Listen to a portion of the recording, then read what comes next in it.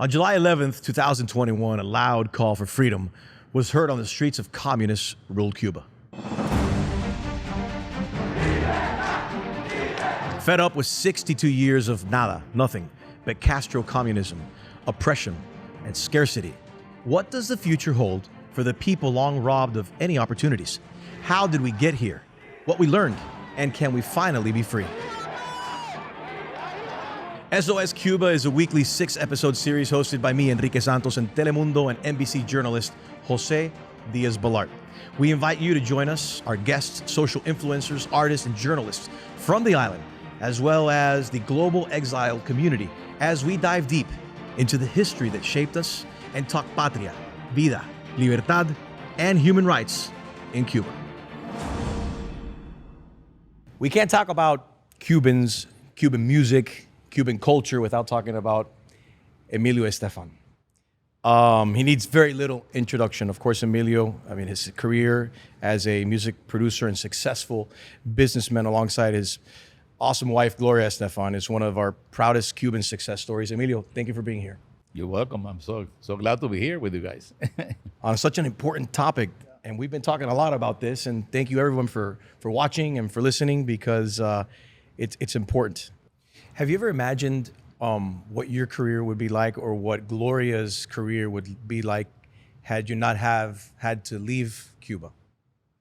Like Celia or Cachao, there was global. You know something? They had the opportunity. Nothing could have made me more happy to be successful in my country.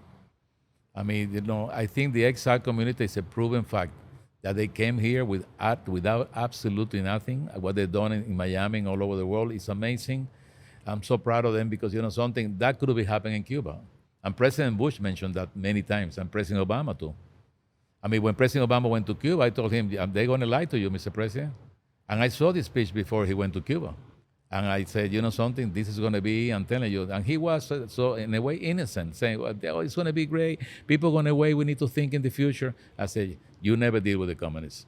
And, when he came back, I think he told me he felt that energy that, they didn't welcome him, didn't let anybody go out in the street.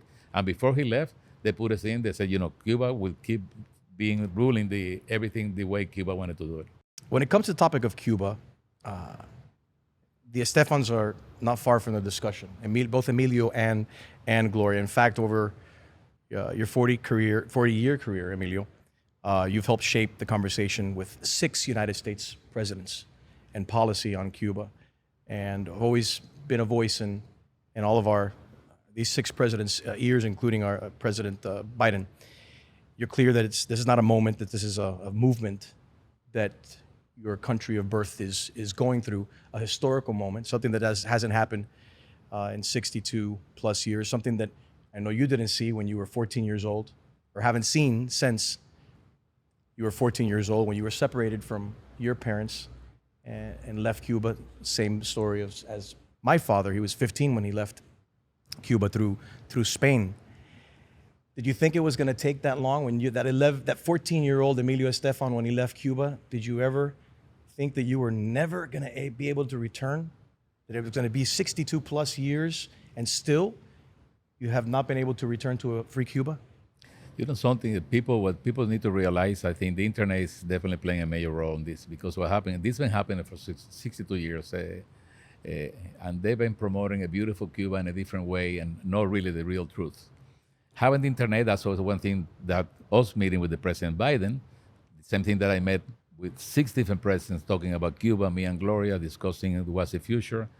This is a perfect moment. We live in a historical moment. The people, for the first time, seeing the reality, what the abuse, what they done to people. So many people in jail, so many people lost their life. And reality is something that people need to know.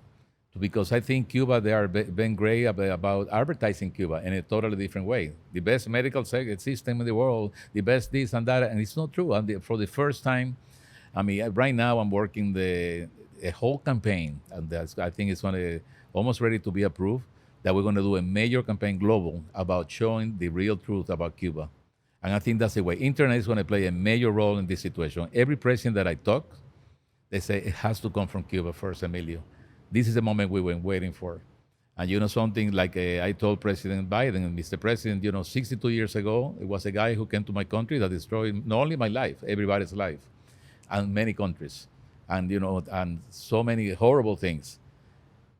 President Biden in this moment has a great opportunity to leave a great legacy about freedom, about a free Cuba, democracy. I think the I don't know what they invite me. They invite me because I feel that I know, because I've done 43 events in the White House. They feel that I know exactly how the White House works. Nothing is easy, but you know something. I think the president of him. I mean, What Emilio? What do you think needs to be done? well, it needs to continue the whole situation. Of course, all this happening now in Afghanistan, everything happening in Haiti, so many problems global. I mean, I work with the presidents. I produce 43 events in the White House. When you get the agenda, it's so many things that's happening. For us, it's so important that we keep hitting the door and knocking the door to be sure that he doesn't forget. I think we need to continue, but I think military has to play a big role. When the military reverts to the regime, I think that's going to be the great opportunity, because right now they get new kids, they promise whatever they want to promise, and they by themselves they cannot do. I think that a coalition will be fantastic. I told President Biden it's extremely important. He personally called all this country. Don't send anybody to call. You should call and try to get maybe like a huge meeting about the democracy, because realistically what is happening in Cuba is not only in Cuba. It's in Venezuela, it's in Nicaragua, it's now in Argentina. We see it probably happen in Mexico, and we have to avoid that. I mean, it's a perfect example of what happened in Venezuela, and especially in Cuba. That doesn't work. The communist doesn't work. No, doesn't matter whatever you tell anybody, they promote whatever. It doesn't work. Freedom is one thing that we all came looking for freedom. One of the things that I'm always proud is about the exiled community, because doesn't matter how old they are, they're still fighting. They're still fighting. Even probably we have different opinions. People think I'm Republican, Democrat. I don't believe in parties, number one. I'm totally independent, because I feel, something, when you go to one party, you have to be Republican or Democrat. But one thing that we agree, that all Cubans, what they're looking at this moment is for freedom. And we have to get the attention. We need to keep doing the internet. We have to keep, showing all the horrible things that they've done in Cuba. What do you think, Emilio? I've made reference to this. There's in no way, shape, or form am I comparing what the Cubans are going through to what our Jewish brothers and sisters went through. But this is a real life genocide that's happening. Like you're mentioning the internet, and we see the images. It's real. It's happening now. Why do you think it's so difficult for the world not to see that? Or better said, why is it so difficult for the world to ignore what Cubans are suffering and going through currently? I'm going to tell you why, because it's been probably 55 years of lying to them.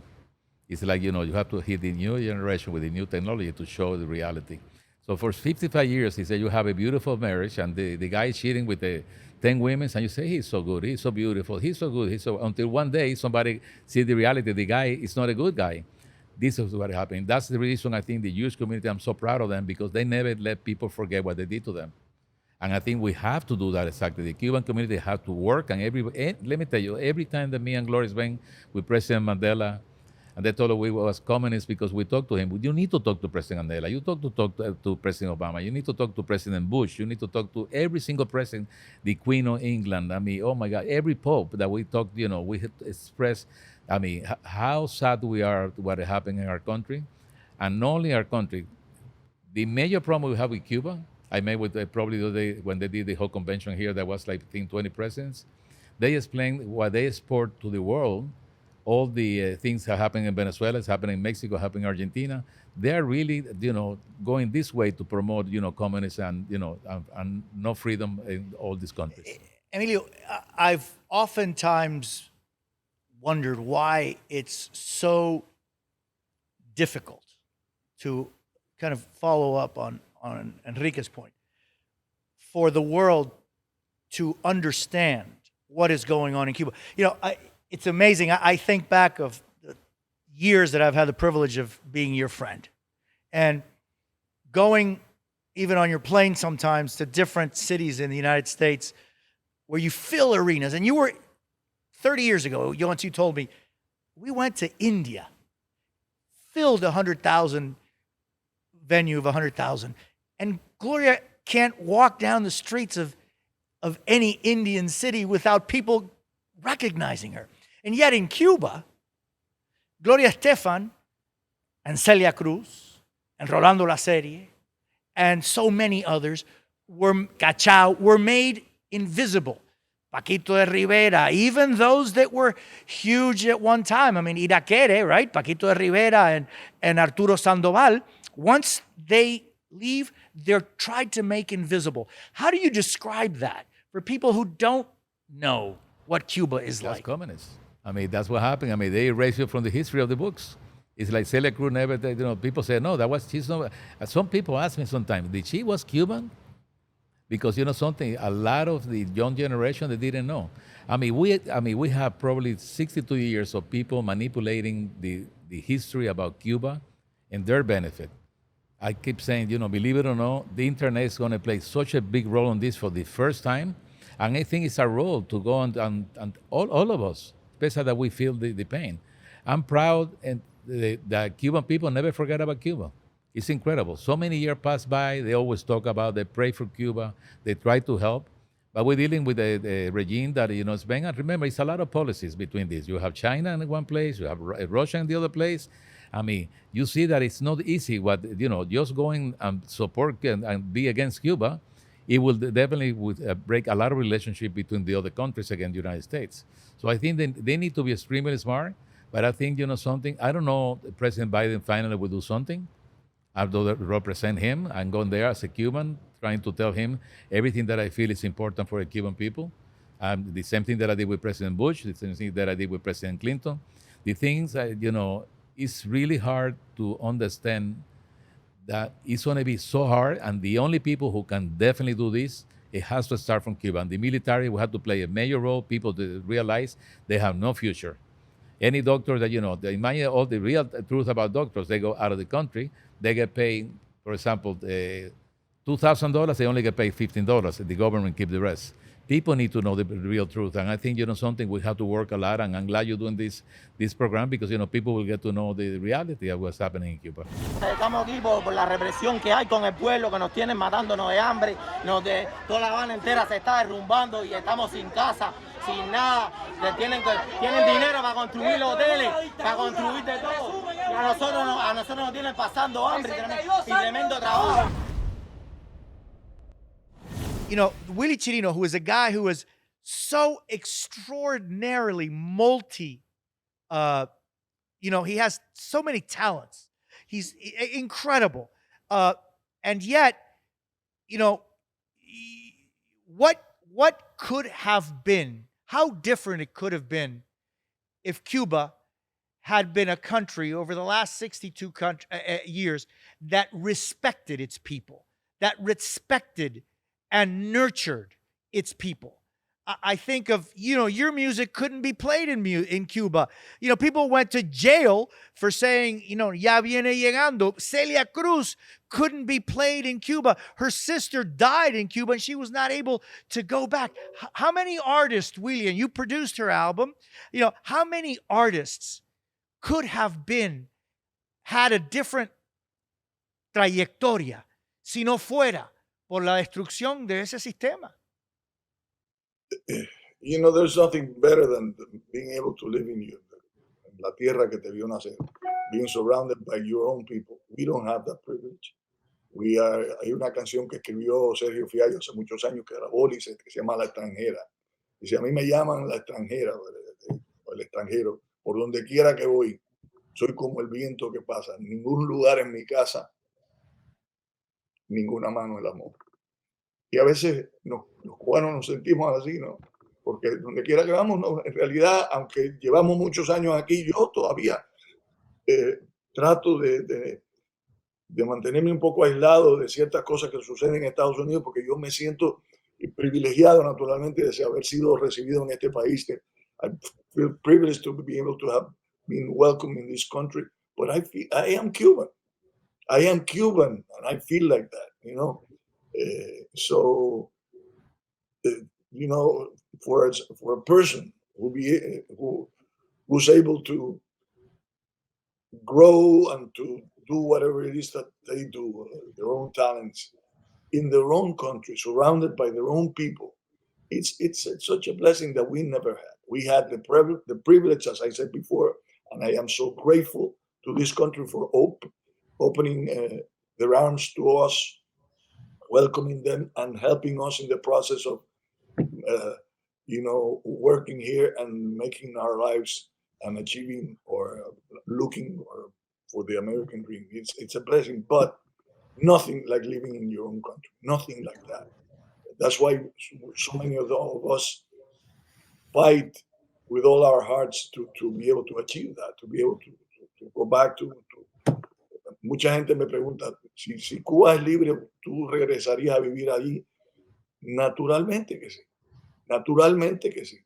Yo naturalmente también tengo 6 hijos y 5 nietos en este país, todos nacidos acá, all born in the United States, 5 grandkids and 6 kids who were born in this country, but I would love to be able to live in Cuba. I would love to be able to live in Cuba.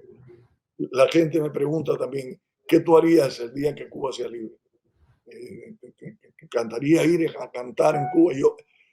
When I think of Free Cuba, I think of me, el papel ese que tú hablabas hace un ratito, Enrique, el papel que me corresponde a mí, mucho más que cantar, es buscar o ayudar en el proceso de la sanación del pueblo cubano.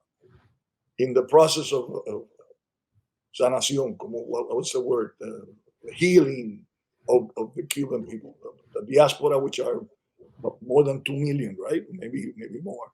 Mhm. And the 11 million that live in Cuba. And even among themselves, among the Cuban people, have the divisions that developed because of the system that they have tried so hard to achieve. Es un logro de ellos dividirnos, ¿no? Entonces, en el momento que llegue la libertad de Cuba, yo creo que es un papel muy importante para mí, para ustedes, y todo el que tenga el poder de convocatoria, el poder de ser escuchado por miles de personas, de buscar sanación, look for healing of our people, which is going to take a while, and it's going to be a tough job. Definitely tough. Y nos toca a todos nosotros jugar ese papel que tanto pediste, que tanto le pediste a Dios que te alumbrara, ¿no? Y que te dijera cuál era ese papel. Gracias, Willy.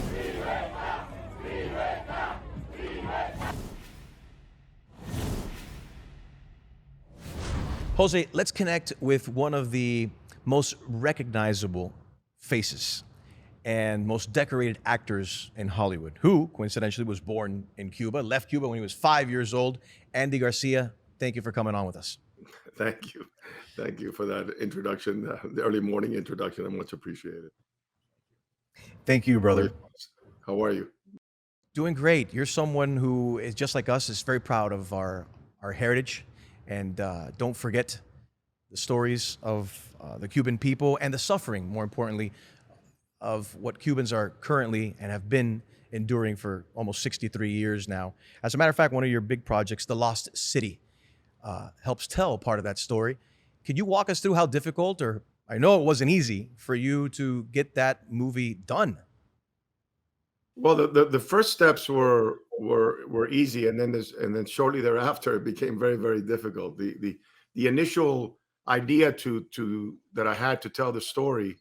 At the time, I had done several projects with Paramount Pictures. I think Dead Again and The Untouchables and Black Rain, and I think we had done Internal Affairs already, and perhaps we're on our. And yeah, we had just been shooting Internal Affairs, and I approached the head of the studio at the time, Frank Mancuso, with this idea of telling a story.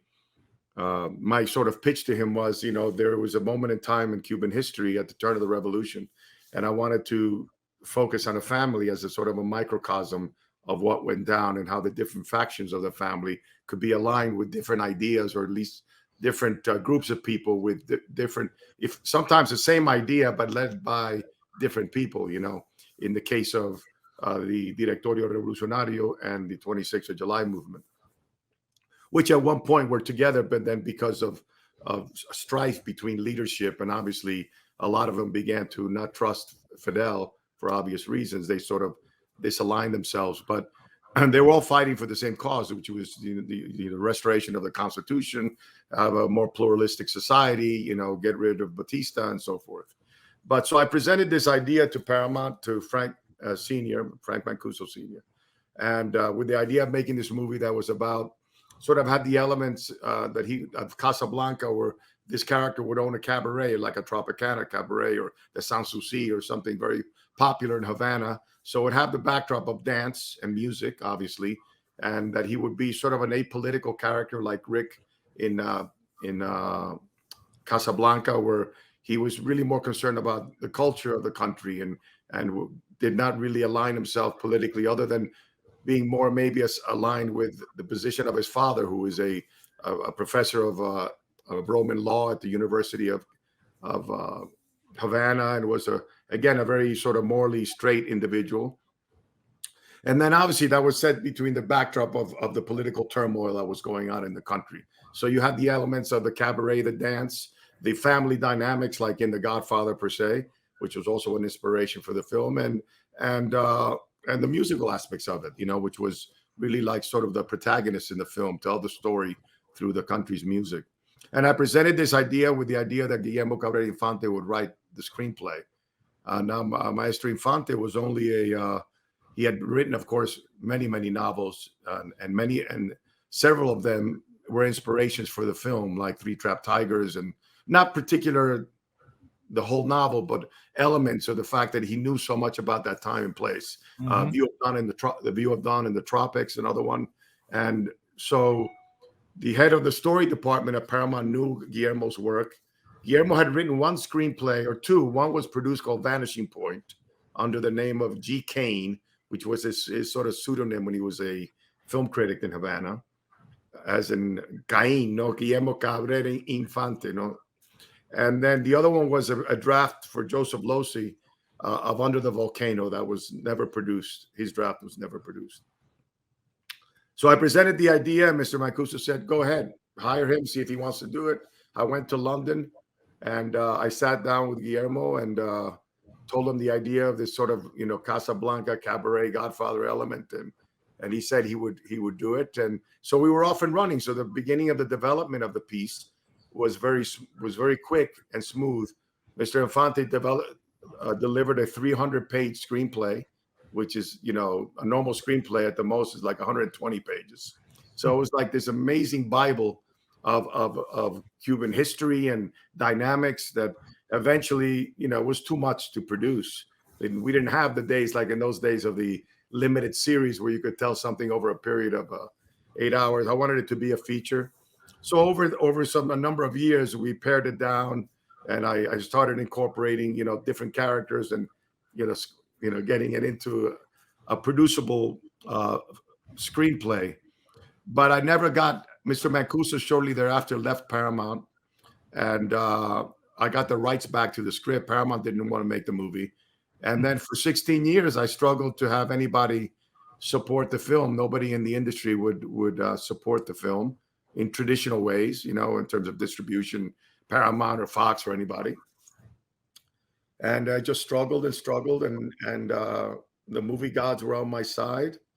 And the brother of my agent at the time, Sam Gores, his brother Tom Gores, who was a friend of mine, and he was a man that had the personal wherewithal to support the film, wrote a check. He said, "I'm going to support you," and he wrote me a check. And that's how the movie got made. It got made completely outside the system. Eventually, we made the movie and began to exhibit the film, or tried to exhibit the film. We had an international sales agent, and we started to submit it to the most important festivals in the world, and it was turned down by all the festivals. Why, Eddie? What did they say? Why? What was the reason given to turn down a movie? Well, sometimes they just don't give you a reason. They just say, "Thank you very much. It's a very beautiful film." One had said, I was expecting much more of a political film than it was, like coming from me kind of thing, as though I was just making a historical film, based on facts. I didn't have a political agenda. I had a cinematic agenda, to represent, to do a story about, a time and place very much like Schindler's List, or I don't know, The Godfather, or any, I was inspired by the great historical dramas. You know what I'm saying? Lawrence of Arabia. I mean, I'm not putting it in that category. I'm just saying, to me, it was a historical drama, with music as its protagonist, and the major ones turned it down. Even one said that halfway through the movie, they was thinking they would be opening the festival, but after they finished the movie, they passed. And I asked him why, the head of the festival. I don't want to throw him under the bus, but he said, well, he said, no, well, we have, we feel certainly, have different sensibilities about the subject matter, And I said, well, couldn't it be that the first half of the movie is the anti-Batista rebellion, and the second half is the revolution's betrayal of its promises? And they said, yes, but, we have a different, So obviously there was this undertone of sympathy for the Castro legacy that was exposed in the film, as was Che Guevara's legacy, or, not legacy, because his legacy, Che was always, as you know, very upfront about the fact that he would, that the ends justify the means. And he's, as he said in the UN, we will execute, and we'll continue to execute people. He says we don't have to abide by the bourgeois notion of a trial. Revolutionary justice is the ultimate justice. And so he never, no tenía pelo en la lengua, as they said. He always stood for what he believed in, even though he was an assassin and all that. But a lot of people in the world, they don't want to see that side of him, So why do you think that is? Why do you? Why is it so difficult to talk about something that's obviously wrong, morally wrong?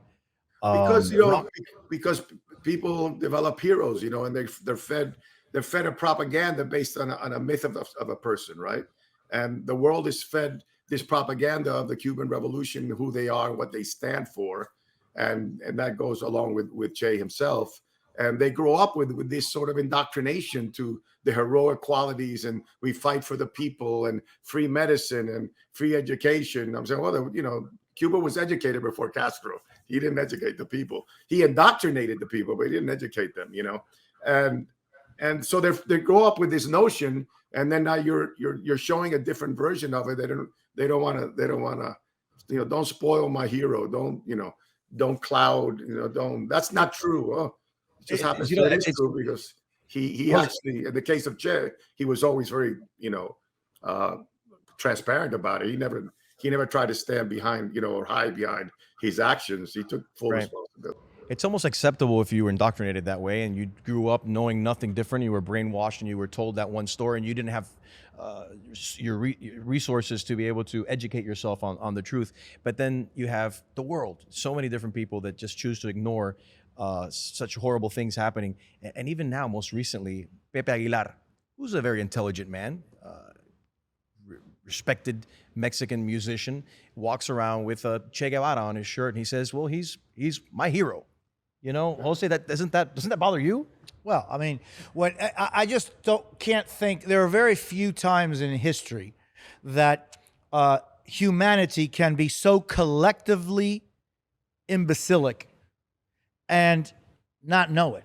In other words, the fact that you're wearing a T-shirt by a guy who, as Andy says, had no qualms about saying how much of an assassin he was and how much he enjoyed it. Bragged about it. And yet you wear his T-shirt and you say, well, he represents what I want. It says either you're really, really, really ignorant, or worse.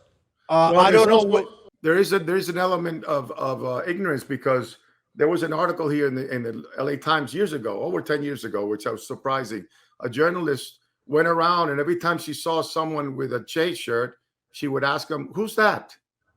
And the answers were so varied that, some people say he's a rock star. The others say, he plays reggae music. The other, and it would go like that. Not all of them knew. He said, some people say, well, he's a revolutionary guy, but nothing really specific to like really who he was. It's the icon of the image that was so cool. It's like having Bob Marley on a T-shirt. You know, it's like having Bob Marley. He looked very heroic. He looked very charismatic, and therefore, the greatest thing was in the article.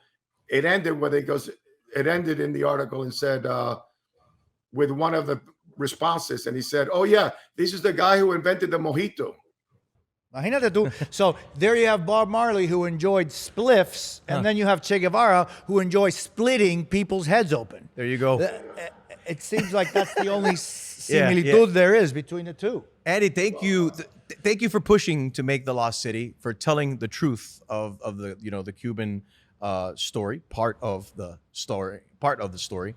And we're doing our part, because imagine 30, 40, 50 years from now, if people start walking around with T-shirts with Osama bin Laden, it's important to tell the story and tell the story how it was. Yeah. Yeah. And Andy, talk about indoctrination, because you mentioned that the indoctrination has been so prevalent, right? Inside of Cuba, but then also what people believe outside about a Cuba that doesn't exist. But how is it that indoctrination, in other words, if you're not Cuban or don't know any Cuban history, you may think, what the hell are these guys talking about? What exactly are you talking about? What's indoctrination? What is that? You left Cuba when you were 5, right? So you saw all of these things that I'm sure influenced you in one way, shape, or another. I left when I was 5. I was very young, but I was already, that was 2.5 years after Castro had taken over, and I've already declared himself the so-called Marxist, which I don't believe he's a Marxist. I think he's a Fidelista. I think that was just a coat that he had to wear for the support that he needed financially and military-wise from Russia. But that's my own theory. Castro is aligned with all the great people who study psychology and stuff have really defined him as a malignant narcissist. And if you look that up, it pretty much tells you who the guy was. So he was on his own journey, and he had to declare himself a Marxist because it was convenient for him during the Cold War and during that time to align himself with the people that were against America, which was his greatest journey in life, to confront the Goliath to the north kind of thing.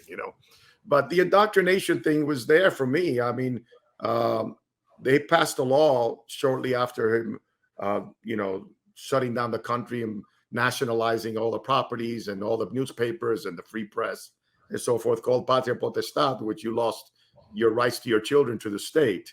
So you would enter at the age of 5 or so, your school, the state-run schools. There was no private schools anymore. It was all state-run, and that indoctrination process would begin. And I was already receiving the energy of the revolution, because I had a police station that was a Batista police station across the street from our house in Bejucal, and had been taken over by the Castro's militia.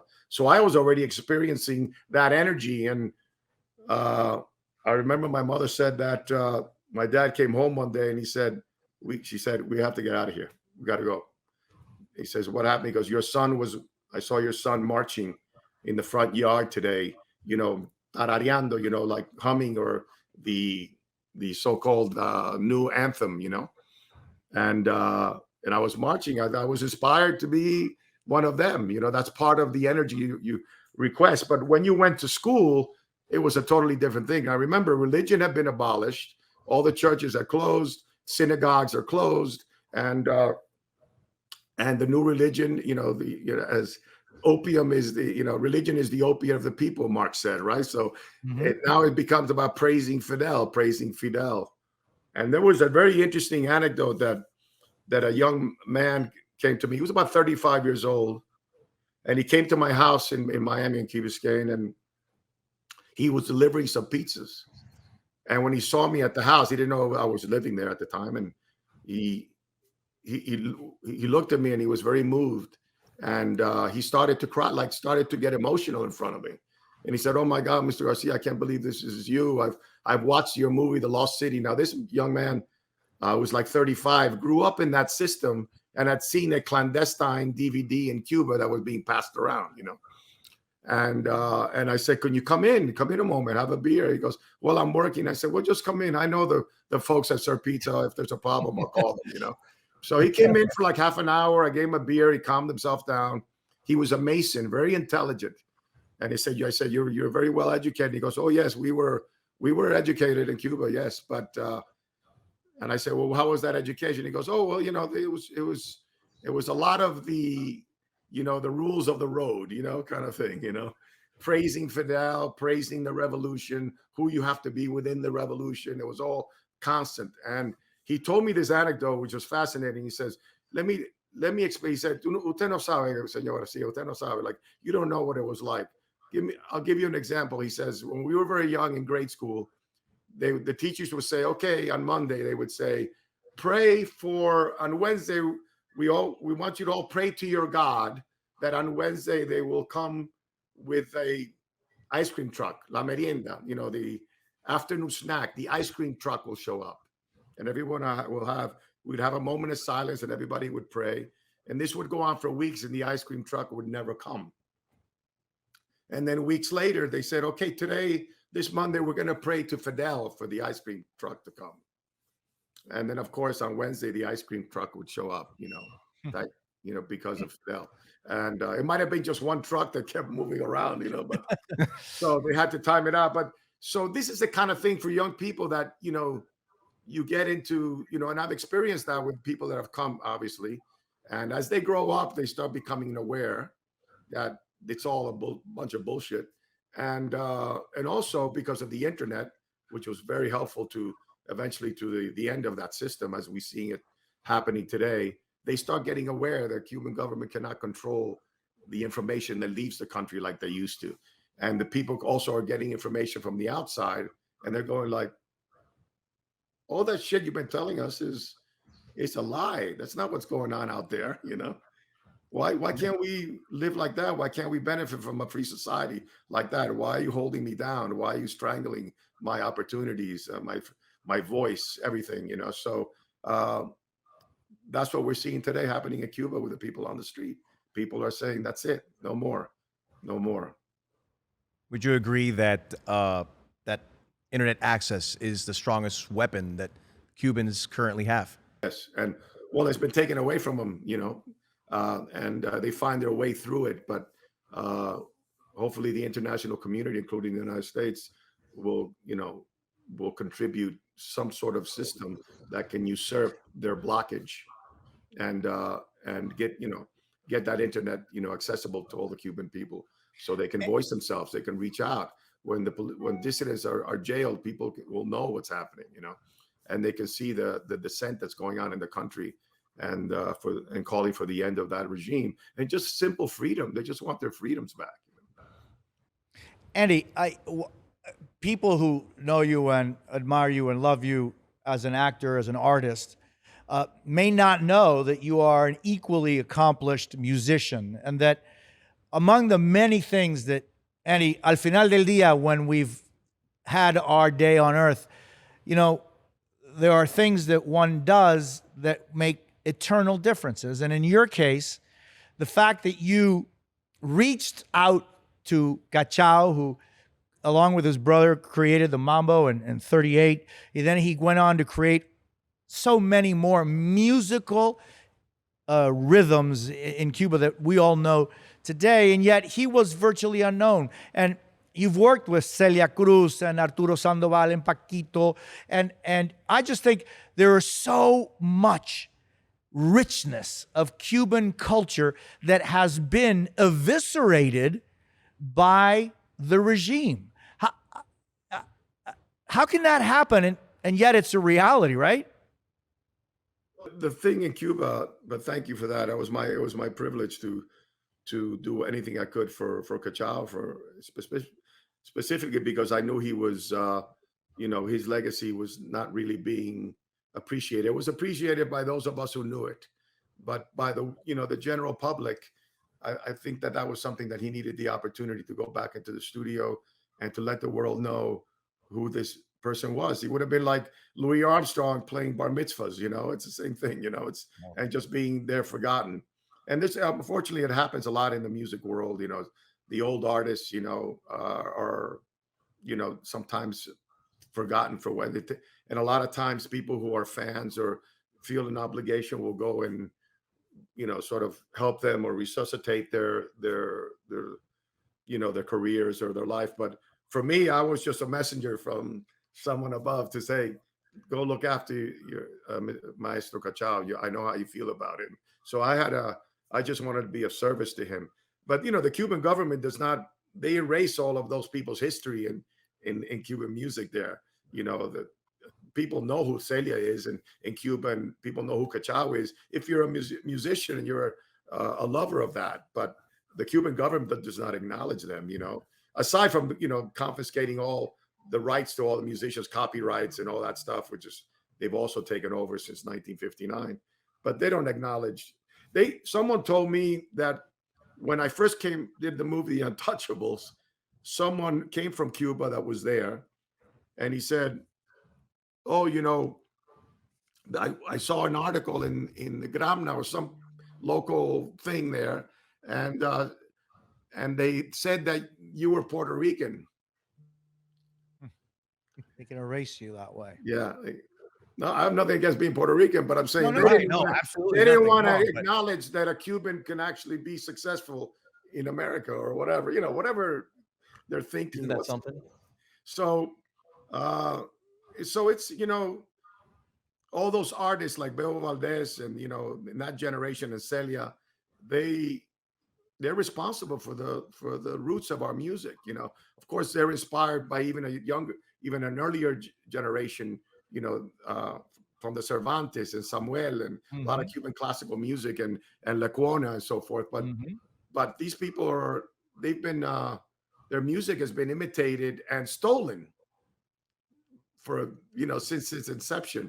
Cachao's music, I know specifically, has a lot with songs that have been lifted from his compositions like Oye Como Va and stuff like that are, people take them as though it's folklore.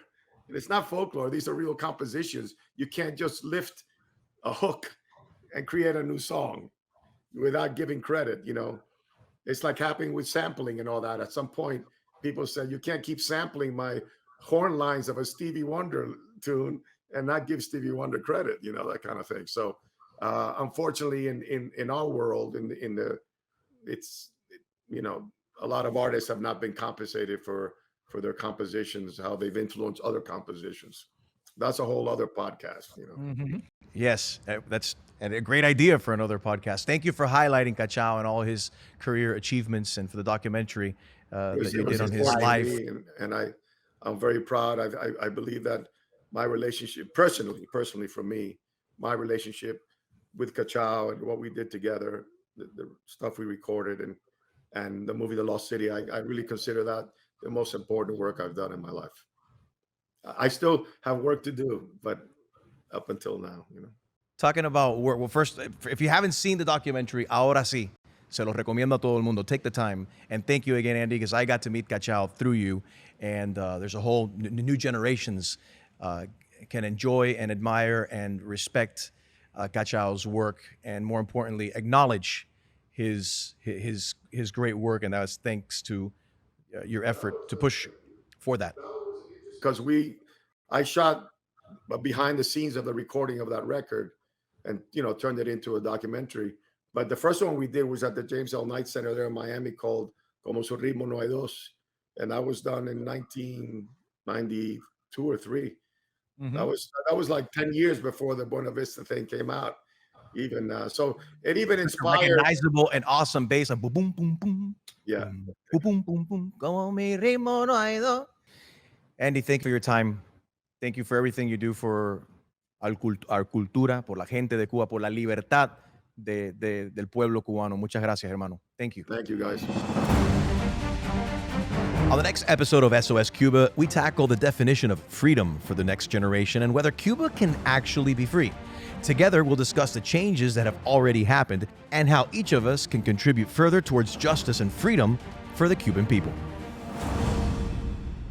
SOS Cuba is produced by Enrique Santos, Luisa Varona, Julio Ramirez, Harold Valenzuela, DJ Extreme, Wilbur Mateo, Rosalia Castro, and Telemundo in partnership with iHeartRadio's My Cultura podcast network. For more podcasts from iHeart, visit the iHeartRadio app, Apple Podcasts, or wherever you listen to your favorite shows.